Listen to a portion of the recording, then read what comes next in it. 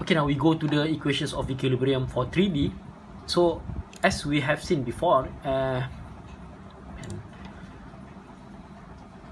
so the vector equations of equilibrium, we have summation of vectors equal to 0, summation of moments equal to 0. But of course now it is 3, so you have x, y, and z.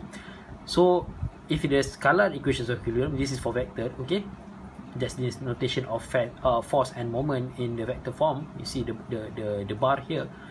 And then if it is scalar, then basically you have to express in the Cartesian vector form, which is summation of forces is fx plus fxi plus summation fyj plus summation of fzk equals to 0. I, j, and k are the x, y, and z directions respectively.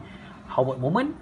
Summation of moment what point O equals to 0, same. So you can resolve into mx in I direction, the x direction, plus my in j direction, and mz direction. So how many equations we have if you express in terms in this form? So if you express in this form, basically you have 6 equations of equilibrium. Alright, fx 0, fy equals 0, fz equals to 0, mx equals 0, my 0, and mz 0. Right? Okay, in the case of the redundant constraints, so what does mean by redundant constraint is that you have more support than needed for equilibrium. Okay, I mean, simply said, it is you have extra supports. Okay, so if you have extra supports, then it will lead to the statically indeterminate condition, which means that you have more unknown loadings than the equation of equilibrium. For instance, for the 3D, as we have seen, before the equations of equilibrium are just, the maximum is just 6. Alright, so, but now you have the more unknown loadings than this equation of equilibrium. Right? For instance, let's go to this 2D, to the example first. Alright, so this beam actually is a cantilever, and then it should be just a cantilever, but you have the roller at B and C, so that's why you have more supports than actually is needed. Alright, but if you try to draw the fluid diagram, draw the outline, you apply the 500 Newton load here, and then the couple moment to kilonewton meter. Okay, you have FCY, normal one, you have normal DY, you have, because this is a fixed support here at A, you have AX, AY, and MA. So what happened here? How many unknowns that you have? You have AY, AY, CY, AX, MA. 1, 2, 3, 4, 5 unknowns. But in 2D here, how many equations that you have? For equilibrium, you just have fx equals 0, fy equals 0, and m naught equals to 0. So actually, it's statically indeterminate. From statics, you cannot determine the unknowns, all the unknowns. Alright, so this is what basically means by indeterminate. For another example is for this 3D. Okay, so this 3D, so you apply the 400 Newton load here, 200 Newton load here, and then you have this fixed support at B, and then you have the bearing at A. So what happened here is, if you remove the supports and then you draw the constraint, you draw the reactions. So for this fixed supports in 3D, so you have Bx, By, Bz, Mx, My, and Mz. 6 unknowns already here, and then here at the bearing you have AY and AZ, 2 or more unknowns. So how many unknowns that you have here? 6 plus 2, 8. 8 unknowns. How many equations of equilibrium for 3D? This is 3D. How many equations of equilibrium? Just 6.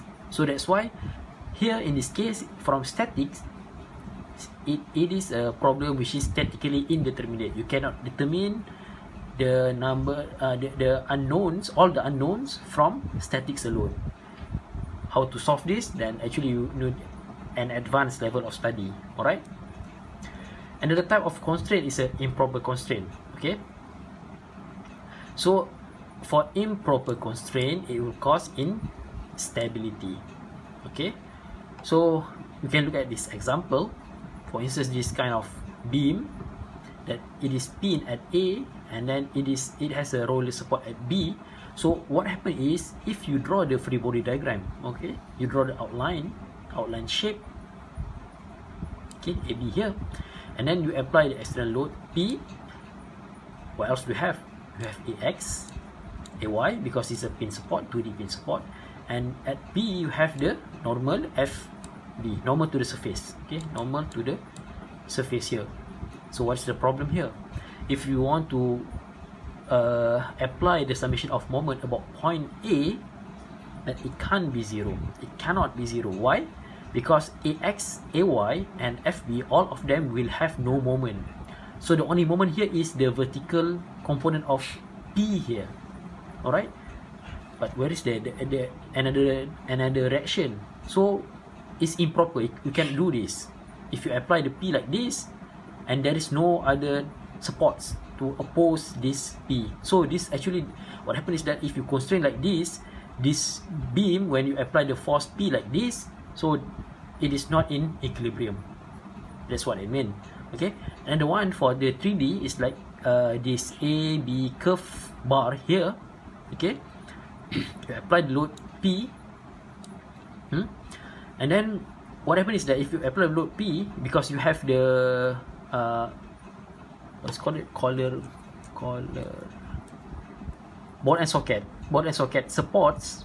Okay, ball and socket supports at A and B.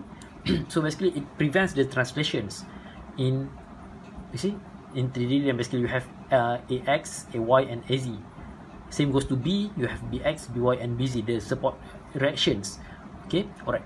The problem is if you draw the line A to B, alright, and you want to find a moment about MAB, about this line AB, and it cannot be 0. Why? Because all these forces, AX, AY, and Z, BX, BY, and Z, will have no moment about the line AB. Alright? But this P will cause moment.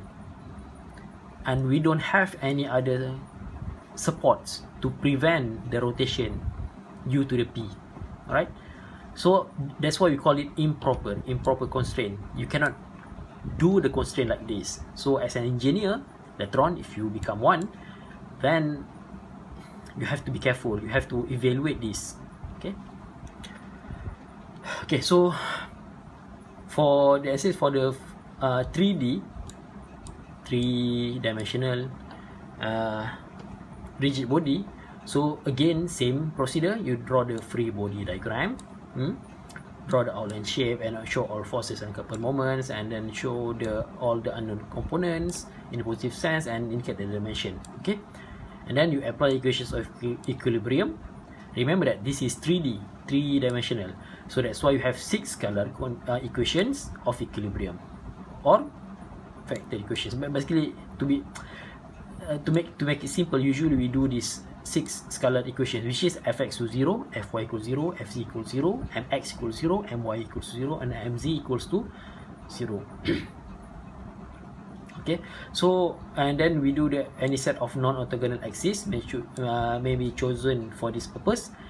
And then remember, when we do this summation of moment, we try to do the summation of moment about a point or an axis that intersects as many lines of action as possible, of unknown forces as possible. Why we have to do like that? I mean, we don't really have to do like that, but to simplify the solution, so we try to